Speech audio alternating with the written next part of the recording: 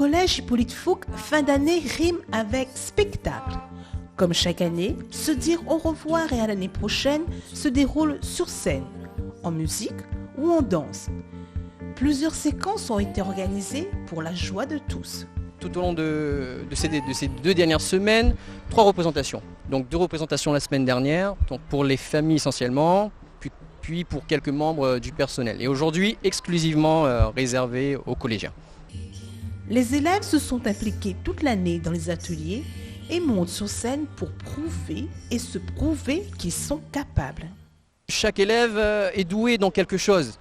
C'est-à-dire qu'on peut on peut avoir des difficultés, par exemple en allemand, mais hop, on peut exploiter certaines qualités, que ce soit en danse, au théâtre. Donc montrer également que voilà, les élèves ici, ils savent faire des choses, et montrer ça aux parents. Pour vous dire, la semaine dernière, donc, ils auront présenté ce qu'ils ont fait tout au long de l'année. Et en sortant du spectacle, on a vu des parents vraiment fiers de leurs enfants.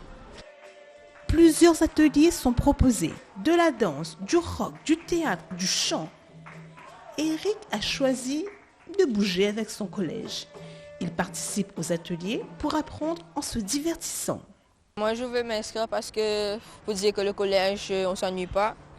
Et parce que j'aime bien la musique aussi, j'aime faire des trucs au collège.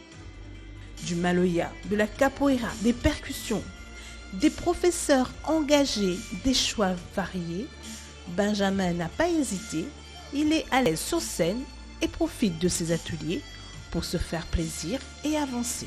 Si j'ai fait ça, c'est plus par passion pour la danse et un petit peu pour la musique aussi.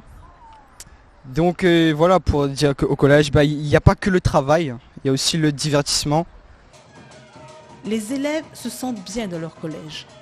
On ne perd pas son temps, on bouge, on transpire et surtout, on développe des compétences qu'on ne se connaissait pas. Au collège, il n'y a pas que le travail. Après les heures de cours, on fait une activité avec chaque professeur. Il y a atelier Maloya, il y a plein d'autres ateliers. Et du coup, Monsieur Menachi, pour nos heures de permanence qu'on a et quand on n'a pas cours, il nous prend, on danse, on met les jupes et on s'est préparé en fait pour ce spectacle de fin d'année. Les spectacles s'enchaînent, les jeunes vont et viennent sans stress mais avec un réel plaisir. Anselme Vitry est heureux de ce partage de vitalité et d'enthousiasme. Je suis très fier de voir que la jeunesse de Sainte-Suzanne est en avant. C'est une jeunesse active, très impliquée dans la culture, non seulement la culture du patrimoine tel que le maloya, mais nous avons vu aussi les arts urbains. Nous avons vu de l'expression corporelle, avec des jeunes très souriants, très impliqués.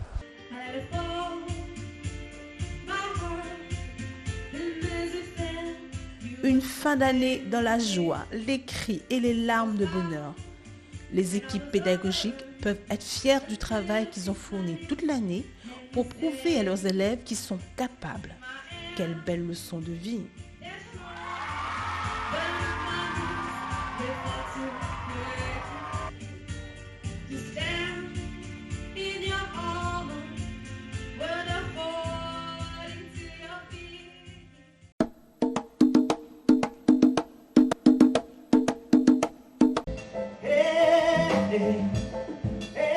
La musique est fêtée dans toute la France le 21 juin.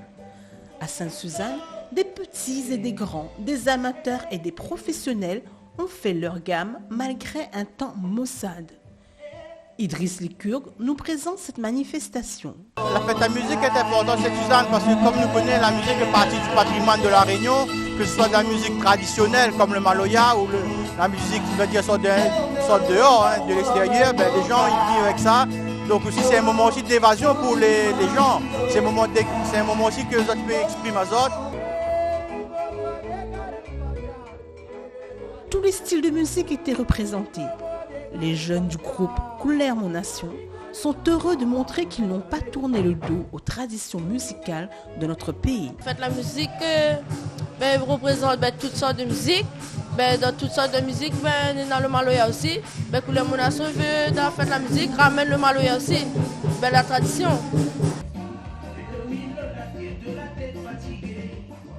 La fête de la musique se déroule aussi en famille et entre amis. C'est un moment d'échange apprécié par tous. James nous explique sa position. En fait, la musique, c'est un très grand fait par rapport, il réunit tout le monde, même bon musicien, même bon chanteur à la Réunion, que même en tant que chanteur, des fois, on n'a pas encore vu trop de monde, mais là, c'est le jour pour rencontrer tout, ça nous l'a pas encore vu. Et voilà, comme là, on a un petit café avec moi aussi, et à l'ici, nous délire, nous chantons un peu, nous a fait, la fête de la musique, pour nous, il représente beaucoup de choses. C'est un moment de rencontre avec tous les bons artistes, et c'est un hommage à ce jour, 21 juin. La fête de la musique est un tremplin pour ceux qui veulent se faire connaître, pour ceux qui veulent aller plus loin. Il faut voir des gens que les nations existent aussi. Il faut voir nous les là. La jeunesse aussi, il prend la relève. La relève est là. Harry Périgone, percussionniste professionnel, est passionné par ce qu'il fait. La musique, ce n'est pas seulement son métier, c'est aussi sa vie. Mais ça, on lit bien les gars, heureusement il est là, parce que s'il n'avait pas la musique, je pense que, je sais pas, mais quoi, que ça aurait pu devenir, mais les gars, mais content de faire lui, parce que les vivants, c'est la vie. Moi, je dis que la musique, c'est la vie, quelque part, voilà. Fabio Marouvin, pianiste professionnel, a rejoint ce quartet de jazz improvisé par amour de la musique. Il est conscient de la nécessité de mettre en valeur la pratique musicale en ce jour bien précis. Il est vrai que la fête de la musique, c'est pour nous, c'est un petit peu toute l'année, il est vrai, hein, pour nous. Mais l'important que les gens aussi, l'important ce jour-là bien précis, que les gens que dans la musique pour ces gens, il y a un jour pour la musique, l'important. On fêtait aussi les papas ce 21 juin 2015, dans les familles, sur le podium et dans les coulisses. James Adam n'oublie pas cette date. Bonne fête papa. Dis bonne fête mon papa et bonne fête à tous les papas, voilà, et à tous les musiciens. La fête de la musique, un moment précieux pour que les jeunes désireux de prendre la relève se fassent plaisir devant les plus expérimentés et devant un public à l'écoute. L'objectif de découverte, de rencontre et d'échange est atteint pour la ville de Sainte-Suzanne.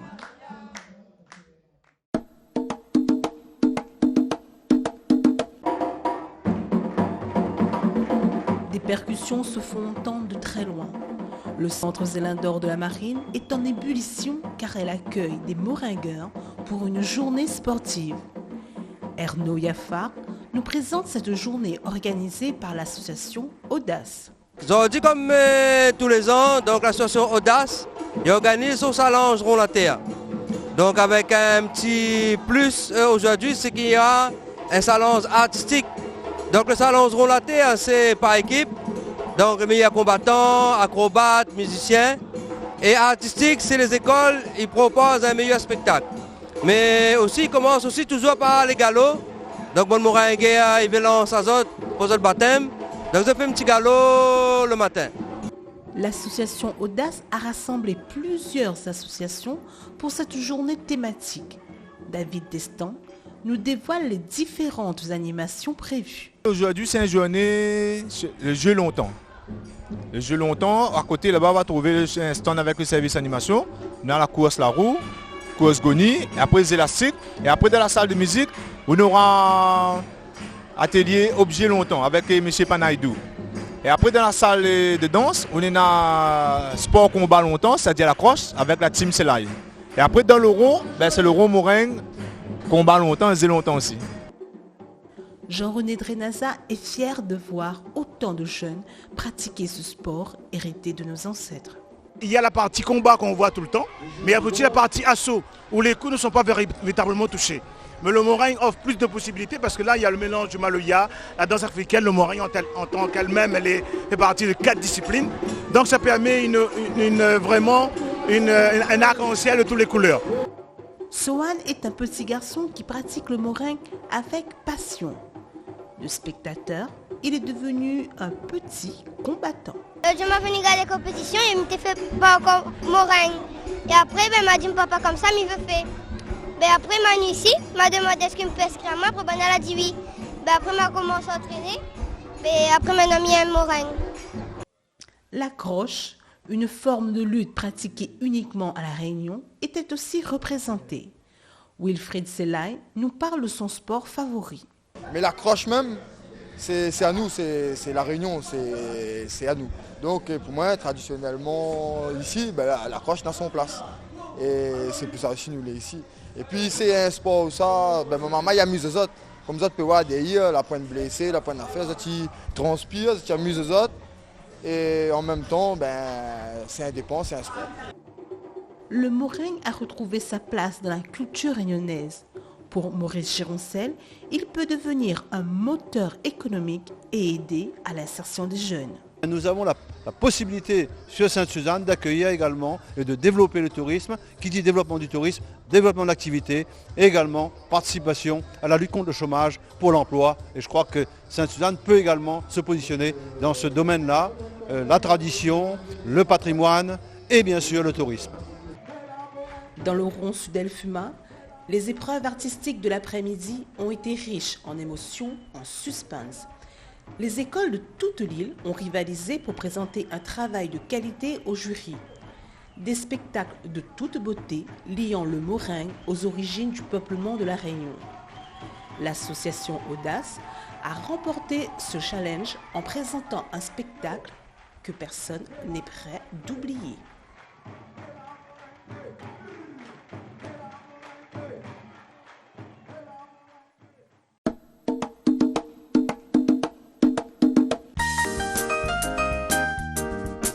Le 5 juillet 2015, la flamme des Jeux Olympiques de l'océan Indien a parcouru notre territoire de bas en haut.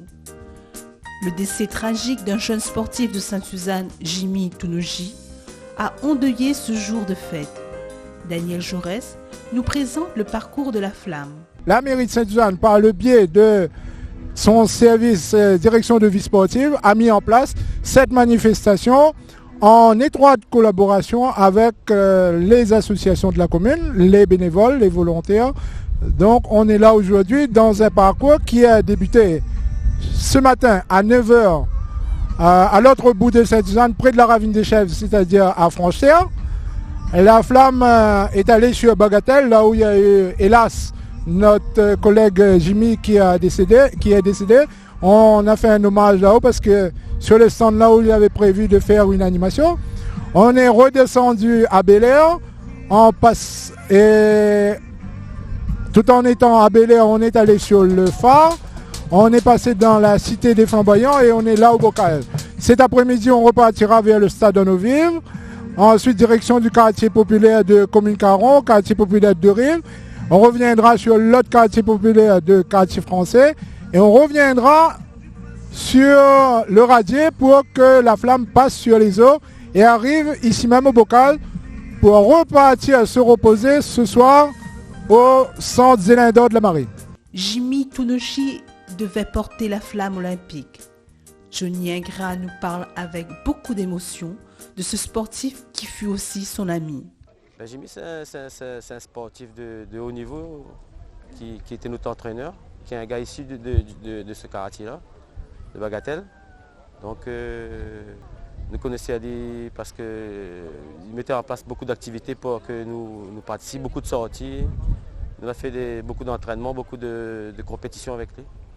Jimmy Tounoji était un moteur pour les jeunes de son quartier.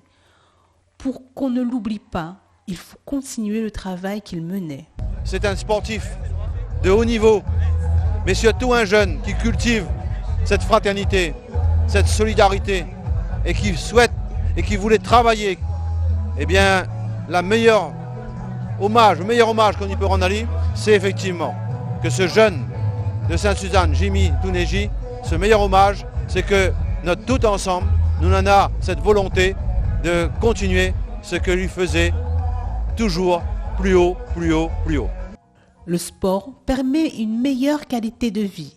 Darren et ses amis sont venus soutenir en musique les sportifs qui ont porté la flamme. Le sport, ça il faut tenir ça parce que ça ils mettent en forme, ils tiennent en forme aussi.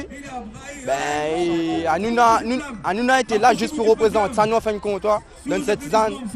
Rudy n'a pas raté l'occasion de profiter d'un bon podium et des animations qui se sont déroulées au bocage. Maniga de passage la flamme des Jeux Olympiques Parce que les rats, première fois il se passe ça ici et il est important. Toute la journée, des associations, des bénévoles ont porté haut la flamme des Jeux Olympiques de l'océan Indien dans les quartiers de la commune. Il y a tellement d'associations et notamment tous ces bénévoles qui ont participé aujourd'hui à cette manifestation. Je leur tiens un grand coup de chapeau. Et je dis également au monde sportif, avec, s'il n'y avait pas ces bénévoles-là, aujourd'hui le monde sportif serait donc un petit peu, quelque part, ne serait pas au top. Le bénévolat, ça permet également de faire en sorte que soit le sport, que soit le loisir, que soit la culture, avec le bénévolat, tous nous participons. Et je crois qu'il faut souligner, et un grand bravo donc à tous ceux et celles qui participent, sans compter. Le passage de la flamme olympique à Sainte-Suzanne fut une journée particulière pour la population. Le chagrin, la fierté étaient présentes. Et malgré la peine des sportifs, la flamme a fait son parcours sur notre commune.